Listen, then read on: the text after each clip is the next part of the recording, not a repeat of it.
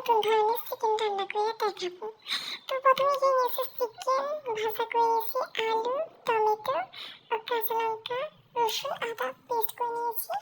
আর কড়াইতে তেল দিয়ে পেঁয়াজও ভাজা শুরু করে দিচ্ছি। লাল লাল ভাজা হয়ে গেছে, এরপর দিয়ে দিচ্ছি লঙ্কা, আদা রসুন পেস্টটা একটু ভালো করে কষিয়ে নিতে হবে।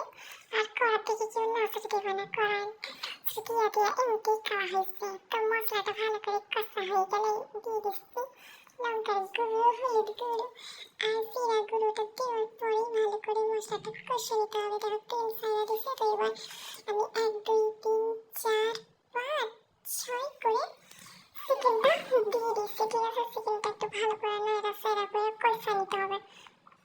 তো কষা হওয়ার পরে আমি তারপর এখানে কি দিয়েছি, এটা হচ্ছে কাশ্মীরি লঙ্কার গুঁড়ো দিয়ে ভালো করে ফুটছিল। তো আমি কষানো পেঁয়াজের সাথে টমেটো দিয়ে দিছি। তো দেখো দিয়ে দেওয়ার পর হঠাৎ করে দেখি এখানে বন্ধ, ফির দেখি আমার গ্যাস শেষ হয়ে গেছে। তো এবার কি করবো, এখন বাজে দুপুর 1টা বেজে গেছে। তো ফির আবার আমি কারেন্টের চাপাই দিচ্ছি। দেখো মাংসটা কি সুন্দর কালার হয়েছে, মাংসটা ফোটা শুরু করছে। বেশিটা দেখাতে পারবো না। এই দেখো হয়ে গেছে আমার মাংস রান্না।